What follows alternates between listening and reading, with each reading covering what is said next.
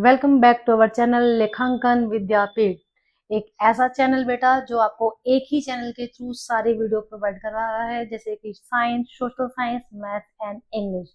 जैसे कि मैंने आपको पहले भी बताया है, अगर आज से पहले आपको लगता था साइंस में डर, तो आपको जाना किधर है, इधर लेखांकन विद्यापीठ।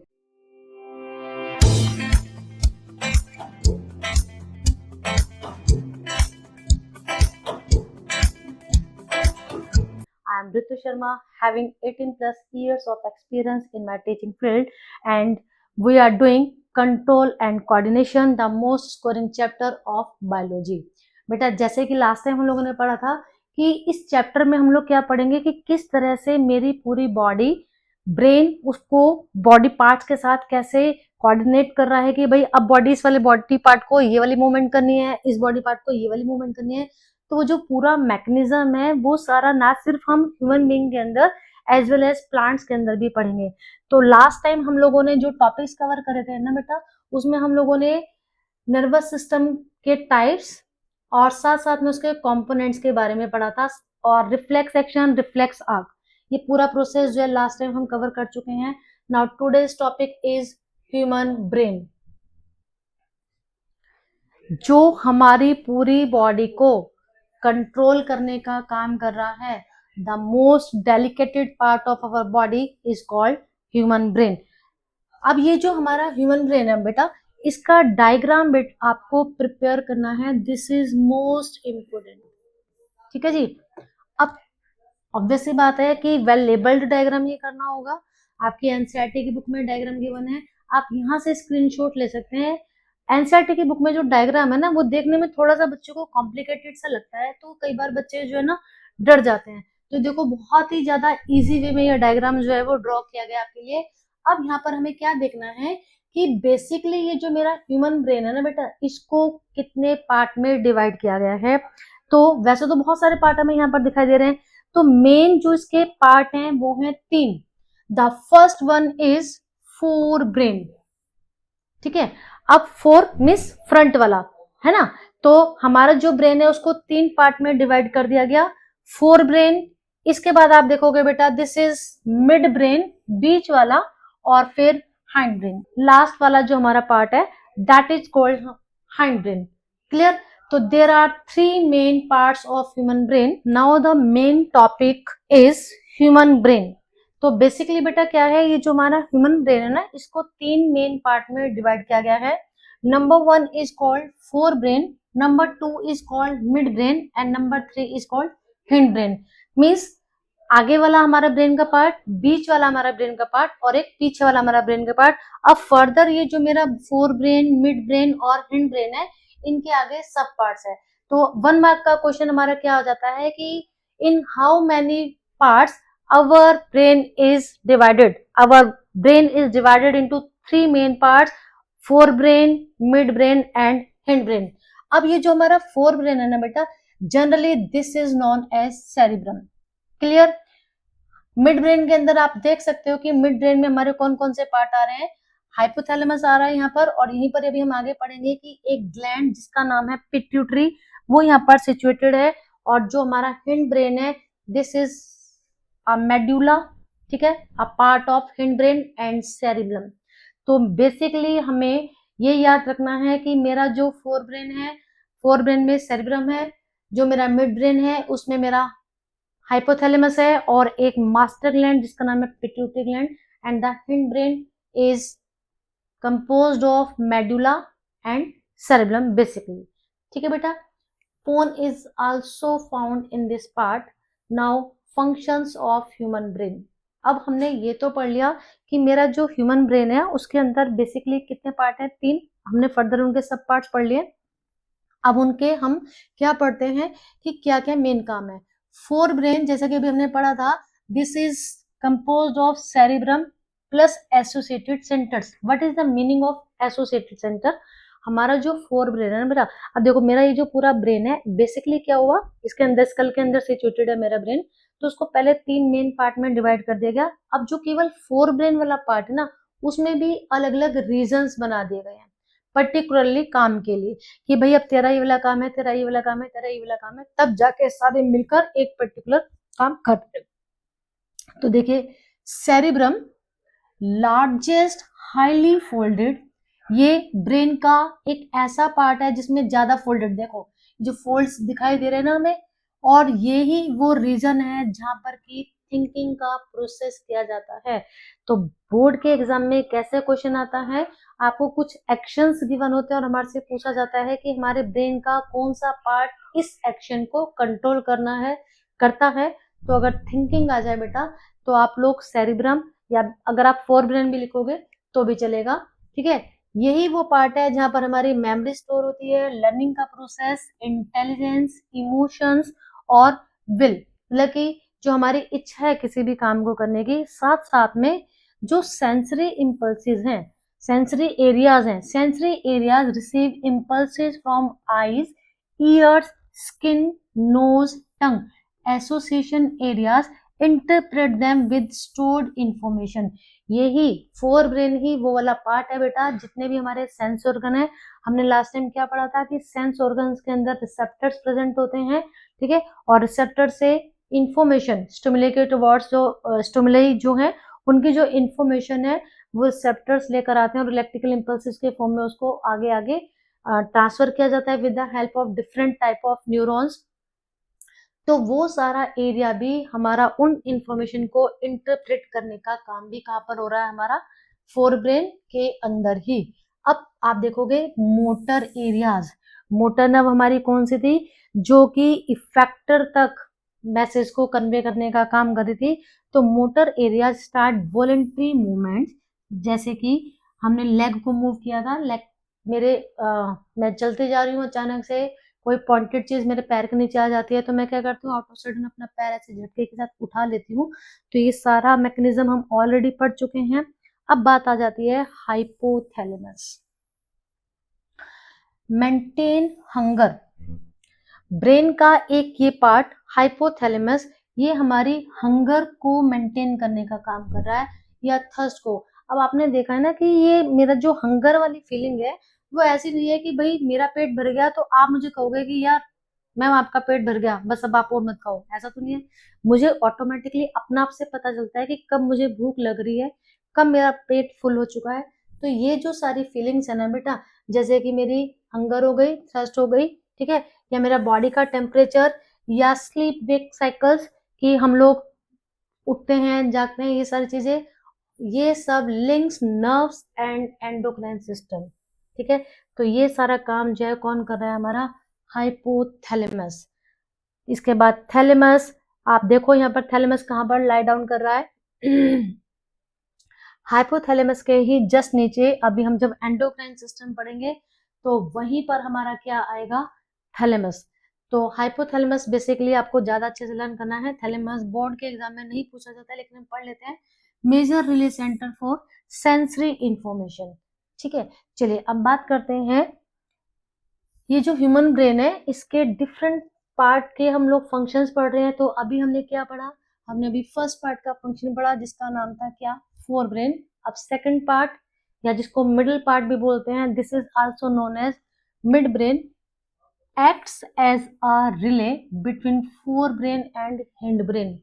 हमने रिफ्लेक्स आर्क में क्या पढ़ा था बेटा, जब रिफ्लेक्स एक्शन बन रहे थे, कि जो सेंसरी न्यूरॉन है वो इंफॉर्मेशन कैरी करने वाले इंपल्सेस को लेकर जा रही है, ठीक। मोटर न्यूरॉन जो है वापस से मैसेज लेकर आ रही है इलेक्ट्रिकल इंपल्स के फॉर्म में इफेक्टर तक। इन दोनों के बीच में कौन कम्युनिकेशन करवा रहा है, इन दोनों के बीच में कौन कनेक्शन करने का काम कर रहा था, रिले न्यूरॉन। तो सेम यही है यहाँ पर कि ये जो मेरा मिड ब्रेन है ना, ये मेरा फोर ब्रेन और हिंड ब्रेन दोनों के बीच में एक रिले का काम करता है।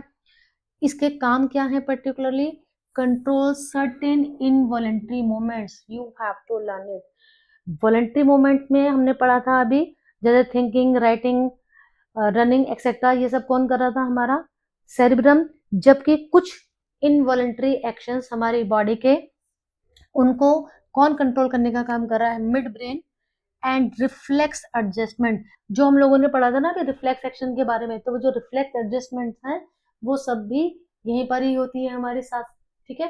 तो और इसके अलावा हमारा जो पोस्चर है, पोस्चर को मेंटेन करने का काम भी कौन कर रहा है, हमारा मिड ब्रेन। अब बात आ जाती है हिंड ब्रेन की, जो मेरा ब्रेन का सबसे पीछे वाला पार्ट है उसको बोला जाता है हिंड ब्रेन। ठीक है, इसके अंदर क्या क्या चीज थी बेटा, सेरिबलम, पोन्स एंड मेडुला। देख सकते हो यहाँ पर, दिस इज आवर ब्रेन। ठीक है, this area is forebrain. अब देखो इसलिए इसको कलरफुल कर दिया ताकि आप लोगों को कोई कंफ्यूजन ना हो। मिड ब्रेन, ठीक है, एंड जो मेरा हिंड ब्रेन था, इसमें तीन चीजें थी मेरी, कौन कौन सी, सेरिबलम, पोन एंड मेडुला। अब आप ये जो मेरा ब्रेन का स्ट्रक्चर है, इसको आप किससे रिजेंबल करके इजीली समझ सकते हो।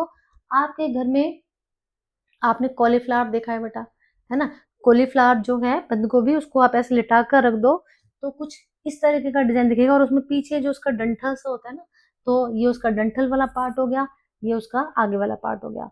तो fore brain, mid brain and this is hind brain. Hind brain के अंदर सेरिबेलम और मेडुला एंड पोन्स। ठीक है, चलिए अब सेरिबेलम का क्या काम है। सेरिबेलम क्या कर रहा है, coordinates balance, posture and precision of voluntary actions, walking, straight cycling etcetera. ठीक है जी, मेडुला ओब्लागेंटा, मेडुला का पूरा नाम है मेडुला ओब्लागेंटा, और साथ साथ में पोन्स कंट्रोल्स इनवॉलंटरी एक्टिविटीज जैसे कि heartbeat, breathing, blood pressure, swelling, salivation, vomiting etcetera. अब हमने इनवॉलंटरी एक्शन जैसे कि वहां पर था हंगर की फीलिंग, वो कौन कर रहा था, सेरिब्रम। ये वाले इनवॉलंटरी एक्शन जैसे कि वोमिटिंग, बीपी, हार्ट बीट, इनको कौन कर रहा है, मेरा मेडुला ओब्लागेंटा, साथ में पोन्स, दोनों मिलकर इन सारे एक्शंस को कंट्रोल करने का काम कर रहे हैं हमारे। ठीक है, तो आई होप आपको समझ में आ गया होगा। यहाँ से बेटा ह्यूमन ब्रेन से कैसे क्वेश्चंस बनकर आते हैं, इसका डायग्राम आपको प्रिपेयर करना ऑब्वियसली बात है, वेल लेबल्ड डायग्राम, प्लस कौन सा पार्ट कौन से एक्शन के लिए रिस्पॉन्सिबल है। तो अभी ये 2024-25 का जो क्वेश्चन पेपर था उसमें भी आप देखोगे, यहाँ से एक 4 मार्क का क्वेश्चन जो है वो केस स्टडी में आया हुआ है। तो वहां पर यही है कि ब्रेन का कौन सा पार्ट क्या कंट्रोल करने का काम कर रहा है, रिफ्लेक्स एक्शन क्या है, तो वो सब आपको अच्छे से पढ़ना है। एक दो बार पढ़ोगे तो हो जाएगा। चलिए अब बात आती है कि हमने पढ़ा था कि जो हमारा ह्यूमन नर्वस सिस्टम है वो दो तरीके का था, central nervous system and peripheral nervous system. याद है ना, सेंट्रल नर्वस सिस्टम मैंने क्या बताया था, मेन नर्वस सिस्टम हमारा यही है, पीएनएस उसको जस्ट एक असिस्टेंट की तरह से बिहेव कर रहा था। तो सेंट्रल नर्वस सिस्टम के मेन पार्ट बेटा हम लोगों ने क्या पढ़े थे कि ब्रेन और स्पाइनल कोड। तो अब ये जो ब्रेन है, जो सेंट्रल नर्वस सिस्टम का एक मेन कंपोनेंट है, इसकी प्रोटेक्शन कैसे होगी, ये तो आप लोगों को मालूम ही है कि हमारी बॉडी में जितने भी डेलिकेटेड पार्ट्स है ना, तो भगवान ने क्या किया है, उनकी प्रोटेक्शन प्रोवाइड करके भेजी है ऑलरेडी। जैसे कि ऑलरेडी आप लोग ब्रेन सॉरी हार्ट और लंग्स के बारे में पढ़कर आ चुके हैं, वो हमारे रिब केज के अंदर सिचुएटेड होते हैं। ठीक इसी तरह से brain is enclosed in the cranium, this is cranium, ठीक है, also known as skull, spinal cord in the vertebral column. और स्पाइनल कोड जो है वो कहां पर, उसको कैसे प्रोटेक्ट किया गया है, हमारी वर्टिब्रल कॉलम के अंदर। ये जो मेरी बैकबोन है ना, इस बैकबोन को ही बोला जाता है वर्टिब्रल कॉलम, क्योंकि ये पूरी एक लॉन्ग बोन नहीं है, वर्टिब्रेज है वहां पर 33 vertebrae, that's why this is known as vertebral column.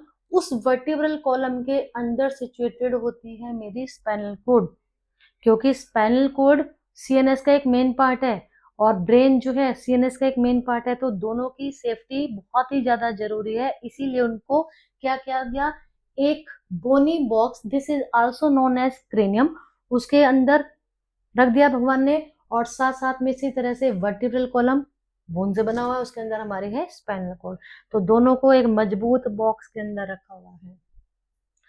Both are wrapped in 3 membrane. अब ये तीनों, दोनों के दोनों कौन कौन, ब्रेन और स्पाइनल कोड, दोनों ही इनकी प्रोटेक्शन के लिए क्या किया गया है, 3 मेम्ब्रेन पाए जाते हैं जिनको मेनिंजेस बोला जाता है, एंड बात इन सेरेब्रो स्पाइनल फ्लूइड। ये जो मेरा क्रेनियम है, इस क्रेनियम के अंदर क्या है बेटा, इस क्रेनियम के अंदर एक जेली जैसा फ्लूइड पाया जाता है जिसका नाम है सेरिब्रोस्पाइनल फ्लूइड, और उसके अंदर है मेरा ब्रेन। वहां पर जो है वो मेरा ब्रेन जो है वो फ्लोटिंग स्टेट में है, which cushions shocks and supplies nutrient. अब ये जो मेरा सेरिब्रोस्पाइनल फ्लूइड है, इसको शॉर्ट में CSF बोला जाता है। 1 मार्कर क्वेश्चन यहाँ से बनकर आता है कि name the fluid which is found inside the cranium to protect brain from shock. This is CSF या सेरिब्रोस्पाइनल फ्लूइड। ये ब्रेन के लिए न्यूट्रिएंट्स भी प्रोवाइड कर रहा है, साथ साथ में उसको शॉक से बचाने का भी काम कर रहा है।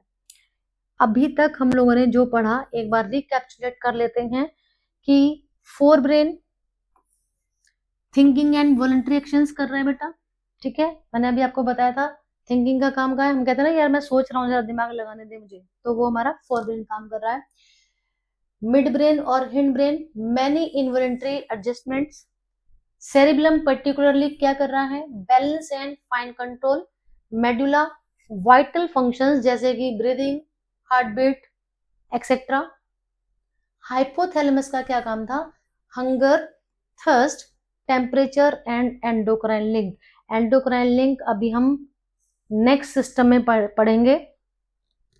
और जनरली अब कुल मिलाकर ये तो थे ब्रेन के पार्ट्स का काम, तो कंक्लूजन क्या निकला कि ब्रेन क्या काम कर रहा है, main coordinating centre, reflex arc, can act वाइनल via spinal cord for speed.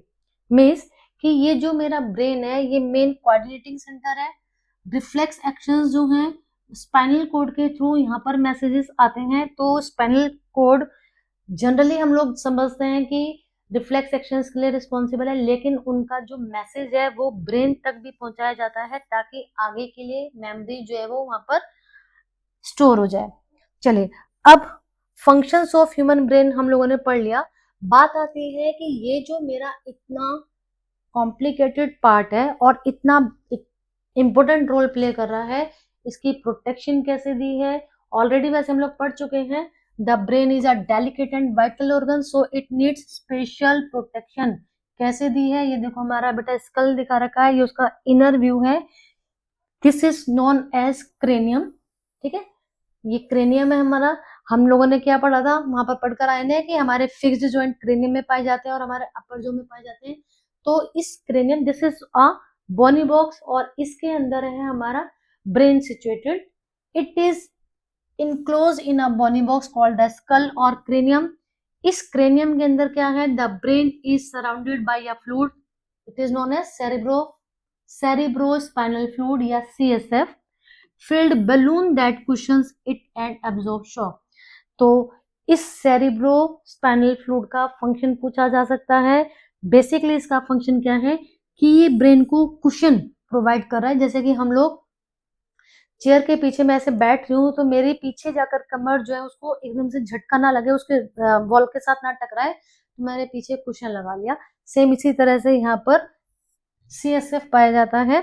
The vertebral column जिसको कि बैकबोन बोला जाता है, ये क्या कर रही है, हमारी स्पाइनल कॉर्ड को इंजरी से बचा रही है। यही कारण है बेटा कि अगर किसी की, भगवान ना करे, कभी किसी की बैकबोन इंजर्ड हो जाती है तो ऑब्वियस सी बात है स्पाइनल कॉर्ड इंजर्ड होने के पूरे पूरे चांसेस हैं। तो मे बी वो जो मेरा विक्टिम है वो पूरी जिंदगी के लिए पैरालाइज्ड हो सकता है। इसीलिए जब कभी भी कोई बच्चा गिर जाता है तो फटाफट से पेरेंट्स क्या देखते हैं कि उससे मेन उनका क्या होता है कि एक तो सिर में चोट नहीं लगनी चाहिए, और देखते हैं कि भैया रीढ़ की हड्डी जो है उसकी डैमेज नहीं होनी चाहिए। तो आपको भी आगे ध्यान रखना है। अब हमने ये तो पढ़ लिया कि किस तरह से हमारा जो ब्रेन है वो काम कर रहा है। अब हम यहाँ पर ये पढ़ रहे हैं कि जो हमने नर्वस टिश्यू का पढ़ा था कि रिफ्लेक्स एक्शन से जो मैसेज है वो मेरे कहाँ जा रहे थे बेटा, ब्रेन तक जा रहे थे, है ना। तो उन ब्रेन तक जो मेरे मैसेजेस जा रहे हैं, अब उसका एक्चुअल में वो किस तरीके से काम हो रहा है वो सारा एक बार यहाँ पे रिवाइंड कर लेते हैं हम लोग। Nervous tissue collects information, processes it and sends signal muscles to perform action. अभी हमने ये पढ़ा था कि जो सेंसरी न्यूरॉन है वो क्या कर रहे थे, सेंसरी न्यूरॉन्स इंफॉर्मेशन को कलेक्ट कर रहे थे, उसको आगे भेजा जा रहा था और फिर पर्टिकुलरली जो हमारा इफेक्टर है वो काम कर रहा था। When a nerve impulse reaches a muscle, the muscle fiber respond by contracting. अब मसल जो है वो कैसे काम करती है, हमें ये तो पता लग गया कि मसल तक जब वो आया मेरे पास मैसेज, तो मेरी मसल्स ने जो है काम किया। अब देखो इसके लिए मैं एक बार ये वाला आपको डायग्राम दिखाना चाहती हूँ, जिससे ये देखो इस डायग्राम में आप क्या देख रहे हो कि जैसे ही गर्म चीज के ऊपर हाथ पड़ा हमारा, अचानक से हमने हाथ उठा लिया, वो पूरी प्रोसेसिंग हमने पढ़ ली। अब कुल मिलाकर बात क्या आ रही है कि यहाँ पर एक्शन किसने लिया बेटा, मसल ने। तो अब हम लोग बेसिकली क्या पढ़ रहे हैं, हम लोग how a muscle is work, कि एक मसल जो है कैसे वर्किंग करती है अपनी, अब हम वो समझ रहे हैं। तो उसी के लिए अब हम लोग ये पढ़ रहे हैं। यहाँ पर जो ये हेडिंग है ना बेटा, इसके लिए फंक्शंस ऑफ ह्यूमन ब्रेन की जगह हम लोग फंक्शन ऑफ अ मसल कर देंगे। तो एक थोड़ा टाइपिंग एरर है आई थिंक। मसल कैसे काम कर रही है हमारी, तो this movement happens because special protein in muscle cell change their shape and arrangement in responses to the nerve signal. कुल मिलाकर हम लोगों ने अर्लियर क्लासेस में भी क्या पढ़ा है कि मेरी जो मसल्स हैं वो कैसे काम करती हैं, एक बार वो कॉन्ट्रैक्ट होती हैं, एक बार वो एक्सपेंड होती हैं। तो मसल्स के पास ये बाइसेप्स या ट्राइसेप्स बनाने की कैपेबिलिटी जो है वो किसकी वजह से, क्योंकि मसल्स के पास एक स्पेशल तरीके का प्रोटीन होता है जिसका नाम होता है कॉन्ट्रैक्टाइल प्रोटीन। ऑलरेडी हम लोगों ने 9th क्लास में पढ़ा था कॉन्ट्रैक्टाइल प्रोटीन। तो समटाइम्स बेटा यहाँ से 1 मार्कर क्वेश्चन या एमसीक्यू बन जाता है कि जो मसल्स हैं वो कॉन्ट्रैक्टिंग या एक्सपेंडिंग कर पाती हैं, क्यों, क्योंकि उनके पास क्या है, एक स्पेशल तरीके की प्रोटीन। जब ये होगा तो क्या होगा, as a result muscle cell shorten reducing movement.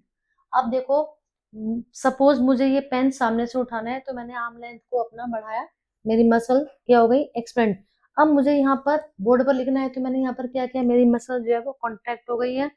तो जब कभी भी मूवमेंट होती है तो मसल क्या करती है, एक बार कॉन्ट्रैक्ट हो गई, एक बार एक्सपेंड हो गई, एक बार कॉन्ट्रैक्ट हो गई, एक बार एक्सपेंड हो गई। यही जो सीक्वेंस है वो चलता रहता है और इस तरह से हमारी जो मसल्स हैं वो काम करती हैं। Different types of muscles specially voluntary या involuntary muscles respond differently. But क्या है कि ये अलग अलग तरीके से रिस्पॉन्ड करती हैं, लेकिन सब किसके ऊपर डिपेंड कर रहा है, but all depends on signal from the nervous tissue. Nervous tissue से उनको किस तरीके का मैसेज मिल रहा है, ये डिपेंड करता है कि उस समय उस मसल को कॉन्ट्रैक्ट होना है या एक्सपेंड होना है। ठीक है जी, आज चलिए नेक्स्ट टॉपिक है अब हमारा।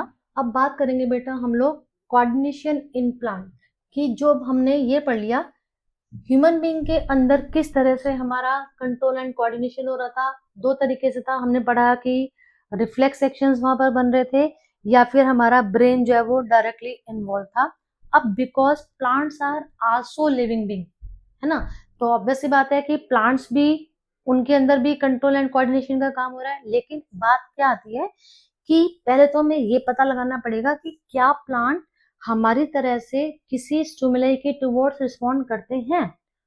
ठीक है, दूसरी चीज, अगर वो करते हैं तो भाई कैसे, क्योंकि हमारे पास तो क्या था, हमारे पास तो सेंस ऑर्गन्स हैं, सेंस ऑर्गन के पास क्या है, रिसेप्टर्स हैं।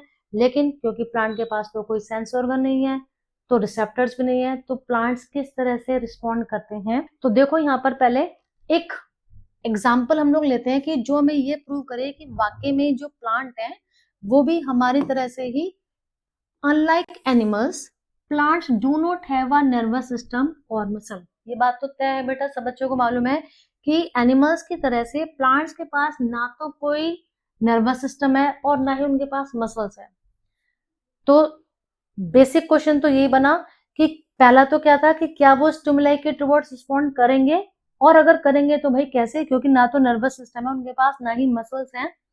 दे coordinate their responses to stimuli through hormones and sometimes electrical chemical signal। तो ये था पूरा निचोड़ कि जो प्लांट्स हैं वो स्टिमुलाई के टुवर्ड्स रिस्पॉन्ड करेंगे, लेकिन उनके लिए क्योंकि नर्वस सिस्टम तो वहां पर नहीं है, लेकिन उनके पास उसकी जगह पर क्या है, हॉर्मोन्स हैं। और या तो वो हॉर्मोन्स के वजह से करेंगे या फिर कई बार केमिकल सिग्नल की वजह से करेंगे। तो अगर आपको क्वेश्चन आ जाता है कि नर्वस सिस्टम का क्या अल्टरनेट है प्लांट्स के पास, तो हॉर्मोन्स या फिर केमिकल सिग्नल। ठीक है, अब पूरा हम पढ़ते हैं कि कैसे, क्या जो अभी हमने पढ़ा कि भाई हाँ यहाँ पर बोला है कि भाई वो स्टिमुलेटेड टुवर्ड्स रिस्पॉन्ड करेंगे, तो कैसे करेंगे। ये एक प्लांट दिखा रखा है बेटा, हो सकता है कि आपने अपनी रियल लाइफ में इस प्लांट को देखा भी हो, बहुत ही कॉमनली मिलने वाला प्लांट है। This plant is known as touch me not, छुई मुई का पौधा। ठीक है, अब इस प्लांट की क्या खासियत है कि when we touch the leaves of the mimosa plant, mimosa pudica, इसकी फैमिली जो है वो मिमोसा है, और इसको सेंसिटिव प्लांट बोला जाता है बिकॉज सेंसेशन शो करता है। जैसे आपका हाथ किसी गर्म चीज के ऊपर पड़ गया था, तुरंत से अपना अपना हाथ क्या किया, विड्रॉ कर लिया। ठीक इसी तरह से जैसे ही हम इसकी लीफ को टच करते हैं, इसकी लीफ क्या करती हैं, ड्रॉप डाउन हो जाती हैं, दे फोल्ड अप इमीडिएटली, तुरंत ही इसकी पत्तियां जो है वो फोल्ड हो जाती हैं। अब ऐसा हुआ क्यों? This happens due to a rapid loss of water from certain cells at the base of the leaflets and petioles. These cells shrink, causing the leaves to collapse. जब मेरा हाथ किसी गर्म चीज पर पड़ रहा था, तुमने क्या देखा कि यहाँ पर रिसेप्टर्स प्रेजेंट है, रिसेप्टर प्रेजेंट थे। रिसेप्टर ने क्या किया, इस इंफॉर्मेशन को कैरी किया और सेंसरी न्यूरॉन जो है इस मैसेज को लेकर गए। ठीक है, अब प्लांट वाले केस में हम क्या देख रहे हैं कि देयर इज नो रिसेप्टर, तो वहां पर क्या होता है, जैसे ही टच मी नॉट प्लांट की लीव को टच किया जाता है, इसकी जो लीव है उनके पास जो वाटर था, वाटर जो है वो पीछे की तरफ मूवमेंट कर जाता है। तो यहाँ पर जो है पानी जो है वो इलेक्ट्रिकल इंपल्स की तरह से बिहेव कर रहा है, पानी पीछे की तरफ चला गया, जिसका रिजल्ट क्या हुआ, जो पत्ते थी वो ड्रॉप डाउन हो गई है। चलिए एक बार वापस से इसी टॉपिक पे आते हैं। ठीक है जी, अब इसका मैकेनिज्म पढ़ते हैं जरा। द स्टिमुलस, ऑब्वियस सी बात है, यहाँ पर हमने क्या किया, पत्ती को टच किया है, तो यहाँ पर स्टिमुलस क्या हो गया मेरा, touch, creates an electrical signal that spreads from cell to cell, making the response very fast. जैसे ही पत्ती को टच किया तो वहां पर क्या हुआ, एक इलेक्ट्रिकल सिग्नल, और इलेक्ट्रिकल सिग्नल कब जनरेट हुए, क्योंकि वाटर का जो मूवमेंट है उसकी वजह से वहां पर इलेक्ट्रिकल सिग्नल जनरेट हो गए। ठीक है, जिसकी वजह से क्या हो गया हमारा, वो पूरी बॉडी में ट्रांसफर हो गए। अब पूरी की पूरी लीव जो उसकी ड्रॉप डाउन हो गई। अभी हम आगे पढ़ेंगे और ज्यादा डिटेल। अभी आपको लग रहा होगा यार मैडम समझ नहीं आ रहा हमें, ठीक है, समझ क्यों नहीं आ रहा, देखो एक बार दोबारा से बता रही हूँ। हमने प्लांट, मिमोसा प्लांट जो है, ठीक है, टच मी नॉट जिसको बोलते हैं, इसकी पत्ती को अगर आप यहाँ पर टच करते हो इस जगह पर, तो हम क्या देखते हैं कि इसकी पत्ती इस तरह से फोल्ड हो जाती है, ऐसे नहीं फोल्ड हो रही, वो इस तरह से फोल्ड हो गई। तो हमने क्या देखा कि जो टच करने की जगह थी वो, और जो मूवमेंट वाली जगह है जहां पर की एक्शन लिया जा रहा है, वो अलग अलग है। तो यहाँ पर हुआ वो किस वजह से कि यहाँ पर जो है तुरंत ही पानी का रैपिड लॉस हो गया कुछ सेल्स की वजह से, जिसकी वजह से अब पानी निकल गया तो ऑब्वियस सी बात है सेल श्रिंक हो जाएंगी, सेल जो है वो श्रिंक हो गई, और वो हमें कैसा दिखाई देता है कि जो पत्ती है वो कैसे हो गई है, ड्रॉप डाउन हो गई है। क्लियर हो गया इतना?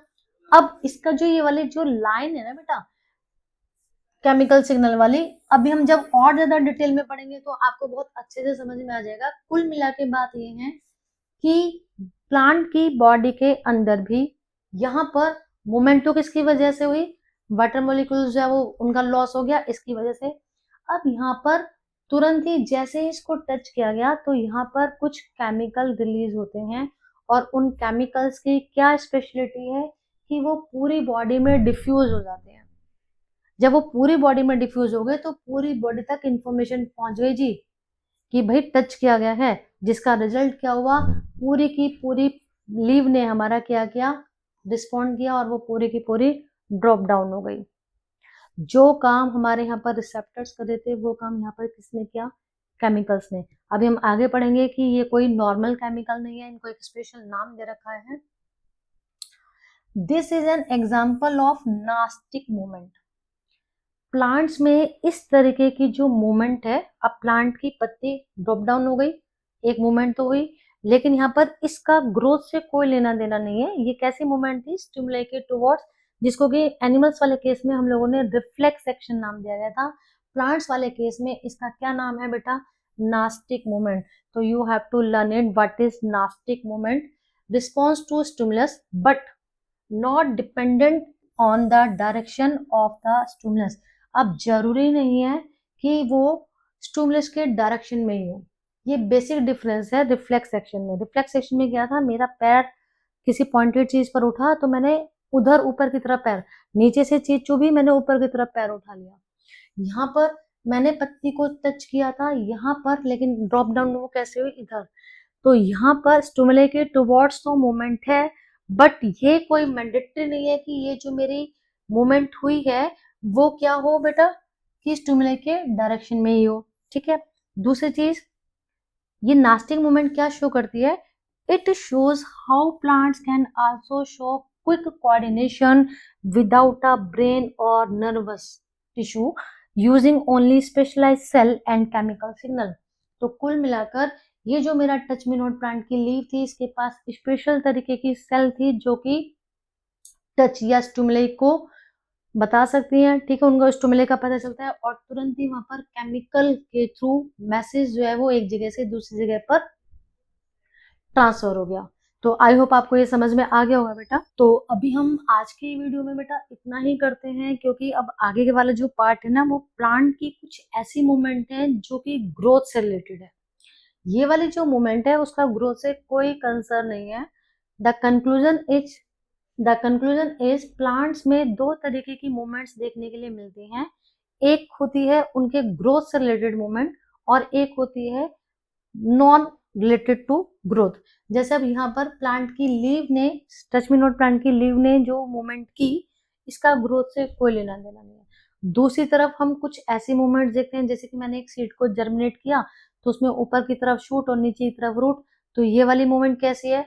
मेरी ग्रोथ से रिलेटेड। भाई अगर शूट में धीरे धीरे मूवमेंट हो रही है, इट मीन्स मेरा जो सेपलिंग है या जो मेरा प्लांट है उसमें ग्रो हो रही है, रूट नीचे की तरफ बढ़ रही है।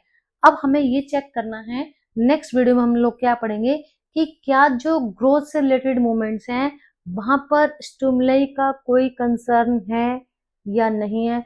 तो आई होप अभी हमने जितना पढ़ा है बेटा वो आपको समझ में आ गया होगा।